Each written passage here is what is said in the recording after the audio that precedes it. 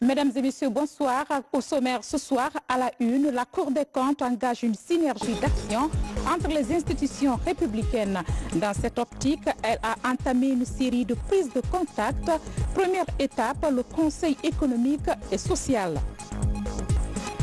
Nous parlons également de la relance de la créveticulture. Le gouvernement s'engage à remettre en état les unités de reproduction des îles Foteba et Koba à l'abandon depuis 2 décennies.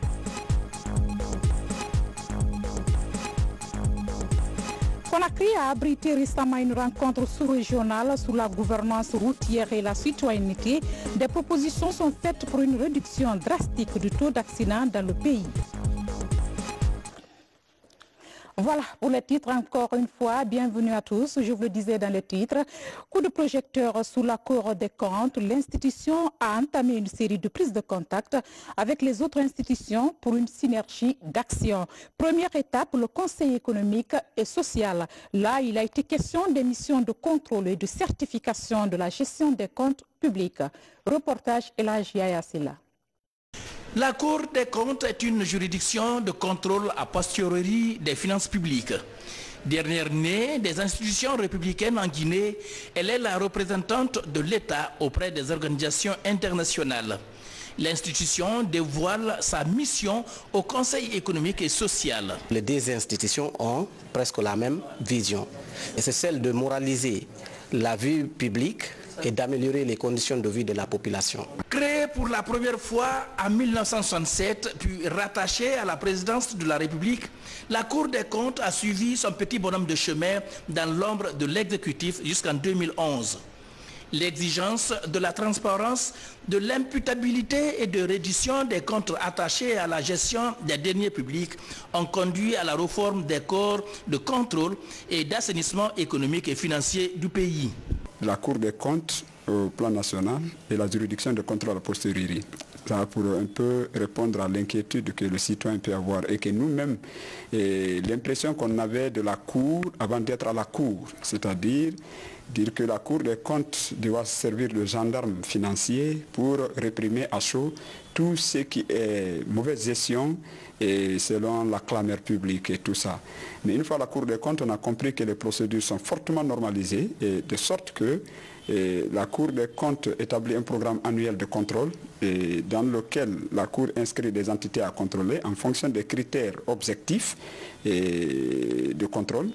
Et toute entité qui n'est pas inscrite dans ce programme, en principe, ne peut faire l'objet de contrôle. Moi, je dirais que la Cour ne traîne pas les pas parce qu'on a tendance à nous comparer aux autres institutions de contrôle, notamment les missions d'inspection. Nous intervenons a posteriori. Alors qu'eux, ils font des contrôles inopinés, des contrôles a priori ou concomitants. La Cour des comptes juge, évalue, contrôle et certifie les comptes publics. C'est une institution consultative au même titre que le Conseil économique et social. Il est très bon que les institutions se concertent, qu'il y ait des concertations institutionnelles, ça peut aider. Parce que si nous maîtrisons, nous comprenons les textes et lois, c'est facile de les divulguer. C'est le rôle aussi du Conseil économique. Parce que on donne des avis et des recommandations. Or, quand vous voyez le rôle de l'institution aussi, eux aussi, c'est-à-dire c'est une question de complémentarité. La Cour des comptes a entamé les prises de contact avec ses partenaires publics. Elle poursuivra cette série d'informations et de sensibilisation dans les prochains jours avec d'autres entités. En déplacement, le ministre de l'Industrie s'est rendu dans la zone industrielle de Dubreka. Tibou Kamara a rencontré les travailleurs de l'usine de fabrication du fer à béton. C'est pour mettre fin à la crise qui existe entre les travailleurs et les promoteurs de cette unité industrielle. Abdul Karim Kamara, compte rendu. Le village de Kembou, préfecture de Dubreka. Depuis 2015, des défaillances d'ordre technique et social sont enregistrées au sein de cette unité de fabrique de fer à béton. Dans cette usine, les problèmes persistent. Et pour aider à trouver des solutions de sortie de crise, le ministre a pris son temps pour écouter les acteurs. Les 387 salariés se plaignent de leurs conditions de traitement. Nous souffrons ici, monsieur le ministre. On a beaucoup de difficultés qu'on ne peut pas tout raconter ici. La sous-traitance, c'est parce qu'il n'y a pas un contrat entre nous et l'entreprise ODAV. Il y a des entreprises qui sont dans l'ODAV ici, qui nous donnent le contrat. Aucune règle n'est respectée, même le code de travail n'est pas respecté ici. On travaille 12 heures.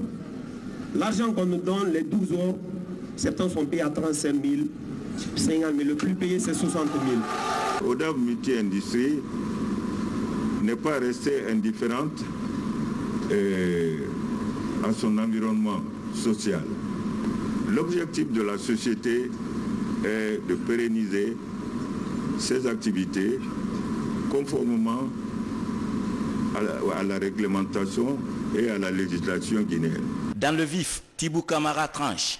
Pour lui, l'industrialisation de la Guinée ne doit pas se faire dans le désordre et l'insécurité pour les Guinéens. Une commission est mise en place pour surmonter les dysfonctionnements. La vocation de l'État est simple. Préserver les intérêts des Guinéens, les protéger dans leur travail, mais également créer les meilleures conditions d'accueil pour les investisseurs et les investissements. Nous voulons une industrialisation parce que c'est la clé de l'avenir et c'est également un pan important de notre économie nationale, mais nous voulons que tout cela se fasse dans le respect des lois de la République en tenant compte des intérêts supérieurs de la nation guinéenne. L'usine ODAV Multi-Industrie est installée en Guinée depuis 2011. Elle exerce sur 2 sites et sa capacité de production est de 80 000 tonnes de fer à béton par an. Ça y est, les choses sérieuses commencent à Mamou. La ville accueille déjà les équipements pour l'installation de l'usine de transformation de la pomme de terre en frites. Un geste du président de la République qui vient redynamiser le segment de conditionnement et de la commercialisation. Fodé Camara. Chose promise, chose due. À Mamou, ville Carrefour, 8 containers remplis d'une panoplie d'équipements sont accueillis par les autorités locales et les acteurs du développement rural. Un arsenal destiné à l'installation d'une usine de transformation de la pomme de terre. Une unité agro-industrielle d'une capacité d'1 tonne à l'heure de produits finis. Des frites congelées et emballées d'1 kilo et de 2,5 kg. Une première. Vous savez, quand le professeur Alpha promet, il le réalise. Voilà un exemple concret de ce qui se passe. Il nous avait promis à Mamou l'usine de pommes de terre. Et voilà 8 conteneurs de ce gabarit, dont l'un est ouvert pour nous permettre de voir ce matériel, ce grand matériel. Donc nous sommes très heureux d'être aujourd'hui ici. Employant plus de 400 personnes, la conserverie de Mamou est à l'arrêt depuis plus de 30 ans. Aujourd'hui, sur le site de l'ancienne conserverie, cette usine de transformation de la pomme de terre vient bonifier l'employabilité des jeunes et réduire les pertes post-récolte qui étaient de l'ordre de 40%.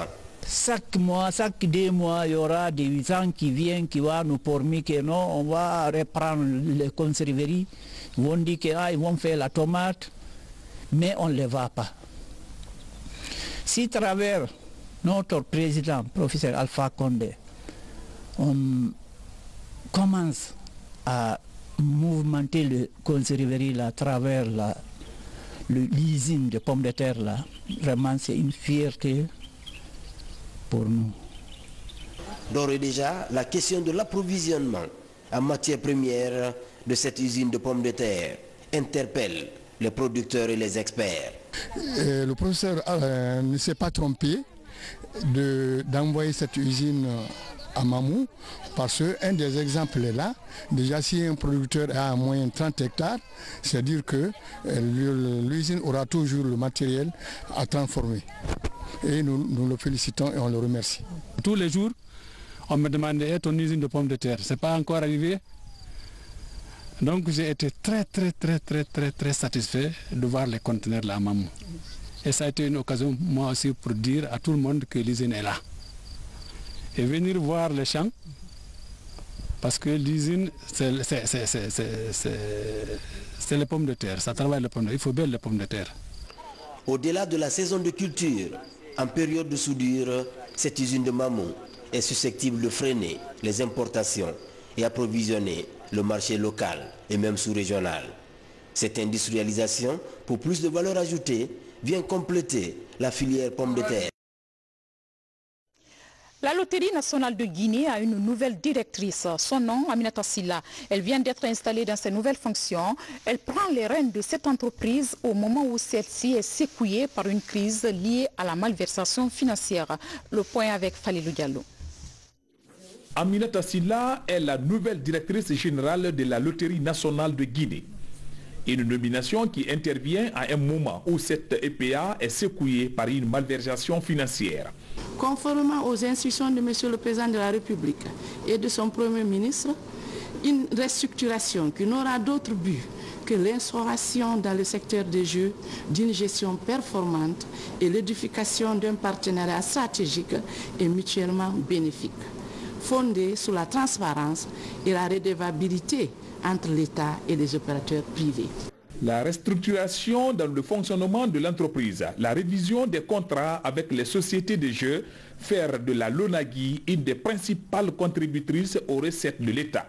Voilà entre autres défis que doivent relever la nouvelle direction. Ce que je peux dire au nom de Monsieur le Président de la République, c'est que Madame la Directrice Générale sort d'une école, celle du professeur Alpha Condé, qui est une école de rigueur et de générosité. Rigueur dans le travail, générosité pour l'intérêt commun, l'intérêt de tous les Guinéens. Créée en mars 2000, la LONAGUI est l'institution chargée par l'État du développement et de la régulation du secteur des jeux en Guinée. Aujourd'hui, le secteur emploie plus de 5000 personnes avec un chiffre d'affaires annuel des sociétés du secteur estimé à plus de 300 milliards pour une contribution de plus de 36 milliards en 2017 au titre de redevance au Trésor. Et puis la coordination des organisations non gouvernementales pour la promotion de l'excellence prime les meilleures entreprises qui se sont illustrées dans la croissance économique du pays. Au compte de l'année 2018, 20 entreprises et 20 personnalités championnes économiques ont été primées. Reportage Aboubakar Junior Camara. Les critères pour rafler ces prix sont préalablement établis. Nombre de jeunes Guinéens employés, le soutien des initiatives juvéniles, l'innovation, l'impact sur les communautés où sont implantées ces sociétés, la qualité des services et de prestations. Les perspectives incluent également la vérification du paiement fiscal. Il faut aller plus loin pour voir qu'est-ce que ces entreprises-là apportent à l'économie nationale. Est-ce que c'est des entreprises qui payent l'impôt? Est-ce que c'est des entreprises qui contribuent aux taxes? Est-ce que c'est des entreprises qui contribuent au développement de leur communauté?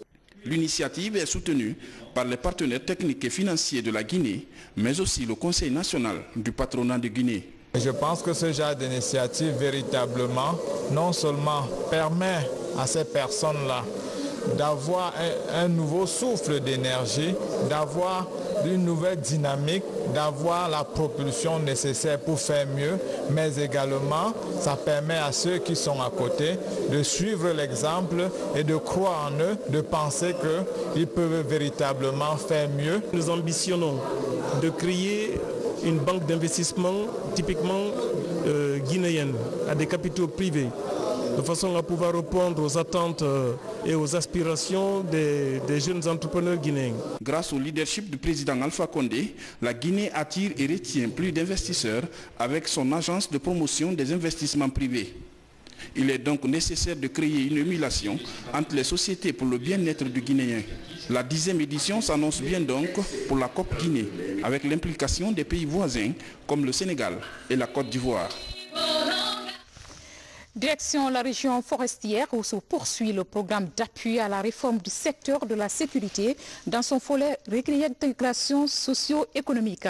Le comité de pilotage vient de tenir sa première session en Zéro-Corée sous la présentation des résultats du programme.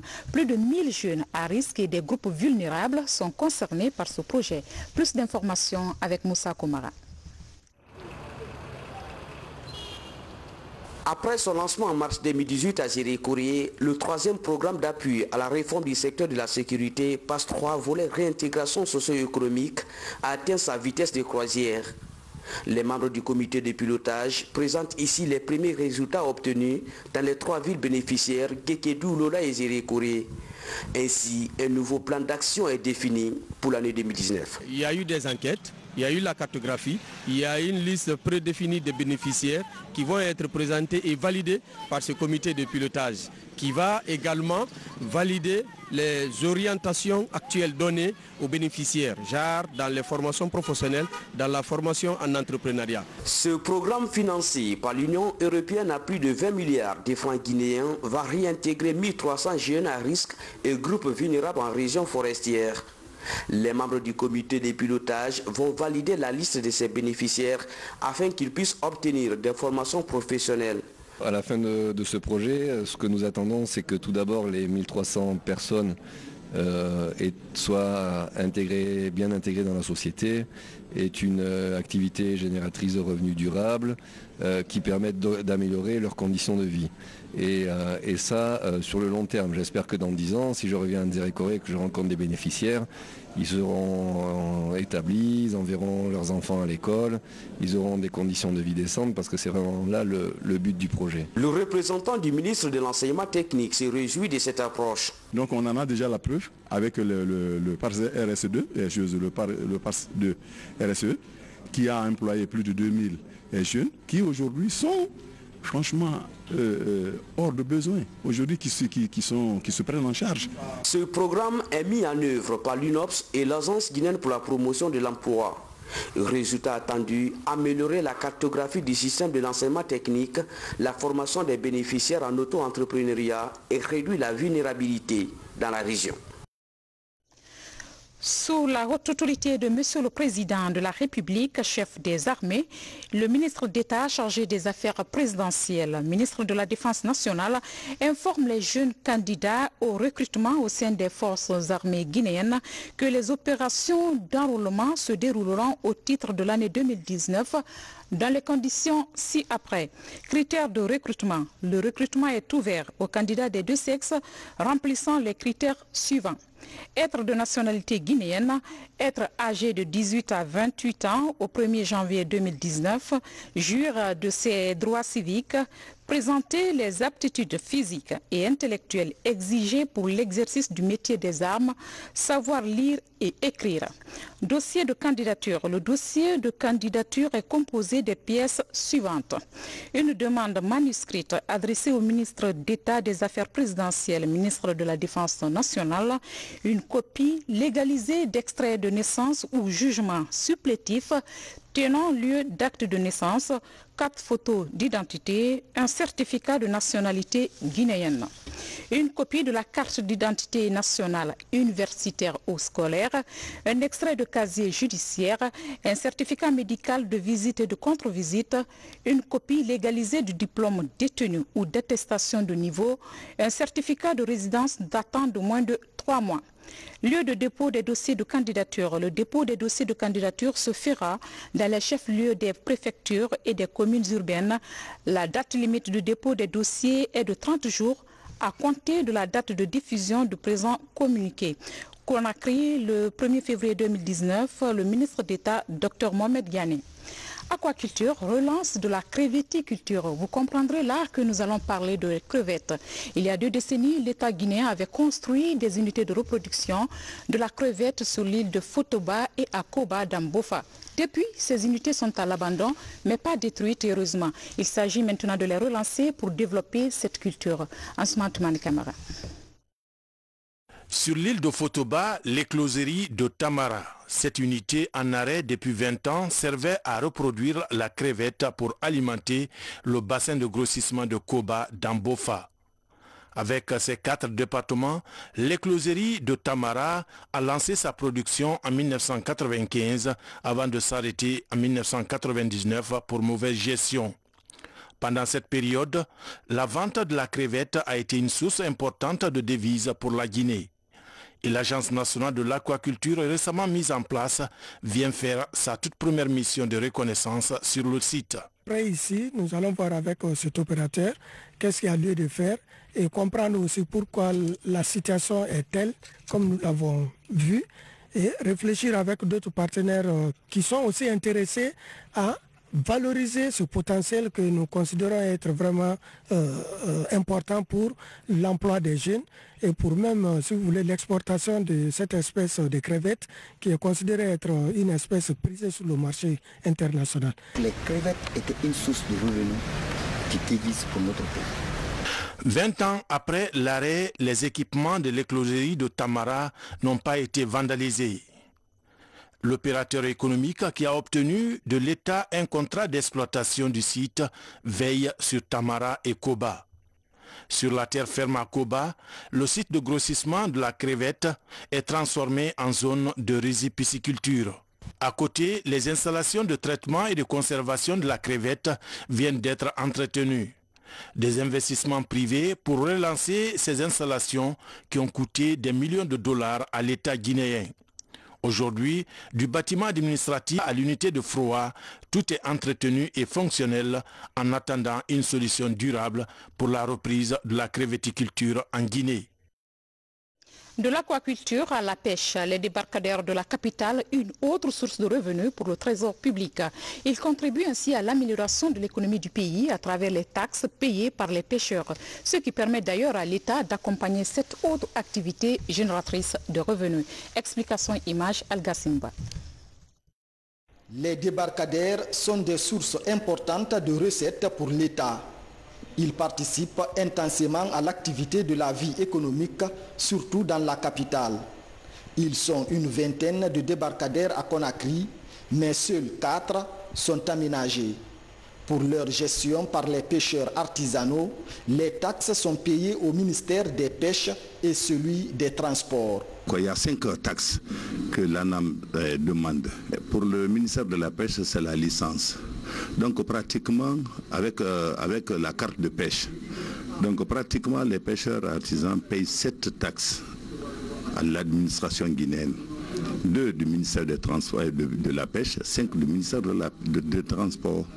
La Direction nationale de la pêche maritime et la coordination nationale des débarcadères s'accordent que la participation de ces infrastructures de pêche à l'économie nationale est importante. Plusieurs milliards de francs guinéens seraient versés chaque année par les pêcheurs artisanaux dans les caisses de l'État. Ces fonds sont orientés dans le traitement salarial du personnel recruté pour l'entretien et l'amélioration des équipements réalisés dans le cadre du projet d'aménagement de ces débarcadères. En fait, les taxes sont définies même au niveau à la conception des projets de développement. Les projets de réalisation dans les phases d'études, on fixe un peu les taxes qui doivent être relevées et le mode d'utilisation de ces taxes-là. Au total, ils sont 234 débarcadères sur le littoral guinéen selon le recensement de 2016. Le projet d'extension et de réhabilitation de 5 autres débarcadères sur les côtes par les partenaires est en cours.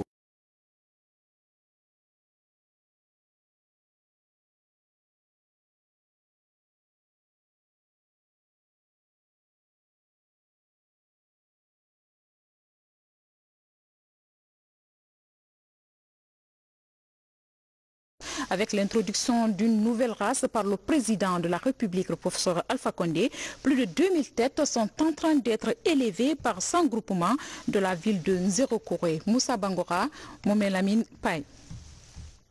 Une autre initiative présidentielle très prisée est en expérimentation dans la région forestière. Après le secteur agricole, c'est l'élevage qui vient d'être doté d'une race améliorée de porcs dans la région. Depuis 2017, la porciculture devient de plus en plus attractive grâce à cette race de porc venue de la Côte d'Ivoire. L'objectif du chef de l'État est de promouvoir la sécurité alimentaire. À ce jour, des races comme l'Andras, Piétrin et Large White font la convoitise. Ces porcs peuvent atteindre jusqu'à 18 porcs sains à la mise bas. Pour leur chair, par exemple, un porc peut donner entre 205 et 300 kg.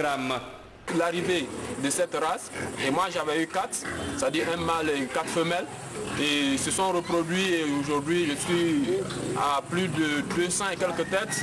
Cette initiative a été une très bonne initiative et elle continue d'être une très bonne initiative dans la mesure où les ports que nous avions au départ, ce n'étaient pas des ports très productifs en raison du fait que la consanguinité s'était installée et du fait que la reproduction, le croisement répété, la reproduction répétée avec les anciens mâles, père en fils, fille et mère, fils et maman, ça avait fait en sorte que la consanguinité s'était installée et ça a baissé considérablement la production des animaux du cheptel porcin en Guinée forestière. Avec l'implication du président de la République, la porciculture connaît un rythme ascendant dans la capitale forestière.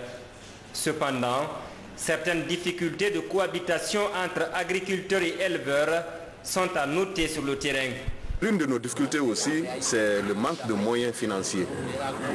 Avec un tel nombre, si vous prévoyez 4 kilos par jour et par tête, vous extrapolez au nombre qui est là, par exemple, il y a plus de 300 et quelques têtes, vous voyez comment ça fait. Donc, on a ces difficultés-là aussi. Autre difficulté aussi, c'est l'accès aux produits vétérinaires. À partir du moment où nous avons eu cette race-là, vraiment nous allons œuvrer à vraiment changer le visage de nos porcheries. Dans la région de Nzérékoré, ils sont 210 nouveaux éleveurs à se constituer en groupement. Ces acteurs du monde rural veulent à travers cette initiative présidentielle développer la porciculture. Déjà, 2211 porcs sont élevés dans cette partie sud de la Guinée. Un reportage de Mohamed Salih Paye rendu par Valérie Tali Mané. Deuxième grand titre de ce journal, l'organisation guinéenne de la citoyenneté dans une dynamique de promotion de la gouvernance routière et de la citoyenneté. Elle vient d'organiser à Conakry un atelier sous-régional sur la sécurité. La rencontre a permis aux participants de faire des propositions de solutions pour une réduction drastique du taux d'accidents dans le pays. Daouda Tabansila. Les accidents de la circulation, le phénomène est encore d'actualité en Guinée dans la sous-région ouest-africaine. C'est pourquoi les gouvernements, les institutions, les ONG et la société civile sont préoccupés par le phénomène. L'Organisation guinéenne de la citoyenneté OGC a mis autour de la table Guinéens et Maliens pour des propositions de solutions sur les accidents de la circulation. Le secteur éducatif, c'était un secteur qui peut largement contribuer à la réduction, à l'intégration de la citoyenneté en Guinée, mais aussi on peut passer par ce tunnel-là pour faire savoir certaines règles de conduite citoyenne en Guinée. C'est un moyen de faire passer certains messages à très bas coût qui puissent permettre à l'État de faire des économies sur une politique de sensibilisation par rapport au taux d'accident en Guinée.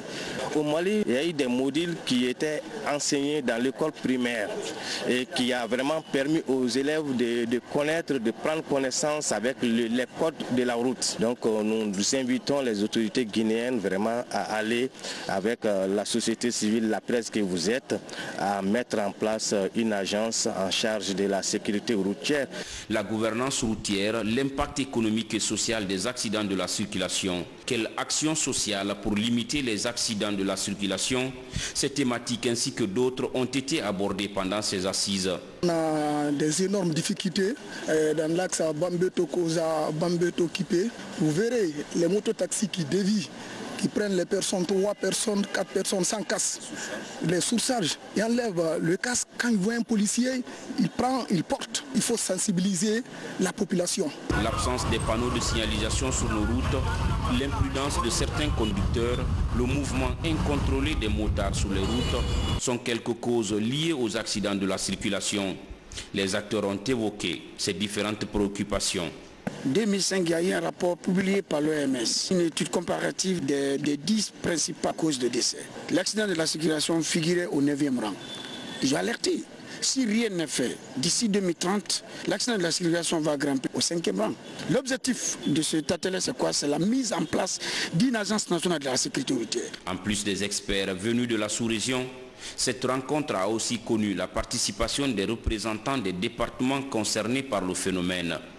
Il s'agit du ministère de la Sécurité, des Transports, des Travaux publics et de la Santé. Et ce public reportage à Sigirini, dans la préfecture de Sigiri, le village Carrefour va être relocalisé par la société minière de Dinguiraye. Le district affecté par l'exploitation minière accepte de déménager sur un autre site. C'est au terme de plusieurs années de négociations entre les deux parties. Mamadi Terna Kamisoko, Suleiman Kamara. Carrefour, ce district de la sous-préfecture de Sigirini est parmi les localités directement affectées par l'exploitation de la SMD, société minière de Dinguiraye.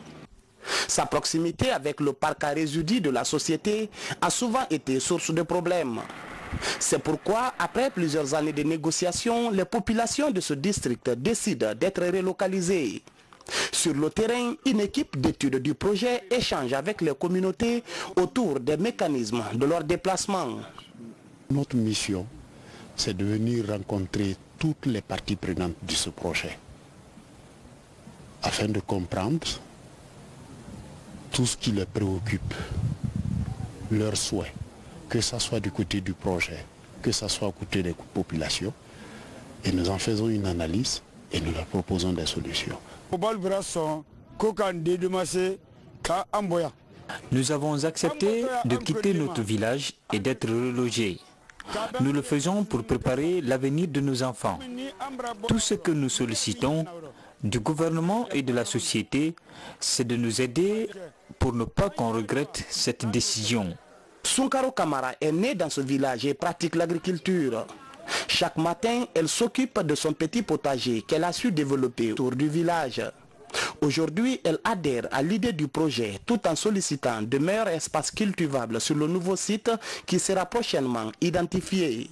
On rencontre assez de difficultés au village. Les femmes n'avaient pratiquement plus où faire la culture maraîchère. Donc, nous voulons qu'on nous aide là où on va pour que de nombreuses femmes puissent avoir des domaines pour le maraîchage. Nous sommes sûrs que l'impact de cette relocalisation sur cette population sera d'abord de les protéger contre tout ce qui peut avoir comme probabilité de déversement de cette digue et de son contenu vers le village, mais en plus de faire des installations qui seront encore plus améliorées que les conditions d'habitation actuelles de cette population. La réalisation de ce projet d'intérêt communautaire pourrait davantage renforcer la cohabitation entre la SMD et ses populations environnantes. À présent, cap sur Dinguiraye où se prépare activement la succession du calife de la Tidjania et l'Haj Moutagatal décédé récemment. Tandis que les tractations sont en cours pour désigner un nouveau calife, notre rédaction vous propose ce soir des témoignages sur le défunt et la portée de sa mission qu'il a héritée de l'Empire omarien. C'est un grand format signé Habib Kiam Salif Silla. Au son de la tabala, la dépouille du gardien de la Tidjania est honorée par des milliers de fidèles massés à la grande mosquée de la Joumartal. À l'image du chef de l'État et ses proches, l'émotion traduit toute la mission ancestrale et religieuse dévolue aux défunts. Un calife, c'est le remplaçant ou le représentant de la divinité d'Allah sur terre par rapport à ses créatures. Alors nous avons vraiment l'honneur de vous dire El Hadj Mountaga a rempli sa vie dans la bonne voie, a rempli sa vie pour l'islam, a rempli sa vie pour l'héritage qu'il a trouvé par ses aïeux. Le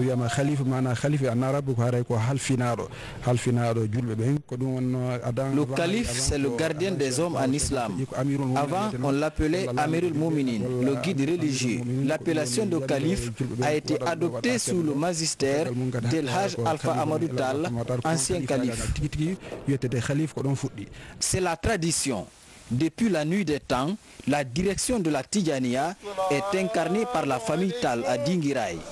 Après le décès d'El Hadj Mountaga Tall, le 18 janvier 2019, la procédure de succession est enclenchée conformément à la tradition.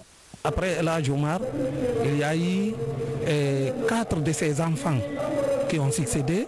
Après ses enfants, il y a eu aussi 3 de ses petits, 4 aussi, ou 5 même de ses petits-enfants qui ont succédé. Il y a des gens aussi qui sont très bien parmi le staff du calife. Mais comme le respect qu'ils ont accordé à El Hadj Omar depuis toujours, donc c'est pourquoi toujours on confie le califat à la famille Tall. Qui pour succéder à El Hadj Muntaga Tall? Seule la famille Tall et certains caciques de la tradition omarienne détiennent la réponse. La désignation du calife obéit toutefois à une éthique. Toujours il y a un doyen de la famille. Le plus âgé, c'est lui qui va succéder. Donc c'est ça. Il y a des Tall à Ségou, à Bandiangara, à Kougnakare, à Diombougou, à Degembere, à Dakar ou encore au Nigeria. Ce sont eux qui choisissent à l'unanimité le calife de Dinguiraye. À en croire certains, El Hadj Muntaga Tall avait déjà choisi son successeur. Mais dans la foulée, le goût de la chefferie semble hanter plusieurs héritiers de la tradition omarienne. Habib Thiam, merci pour ce grand format. Mesdames et messieurs, voilà qui met fin à cette édition. Un grand merci à vous de l'avoir suivi. À demain.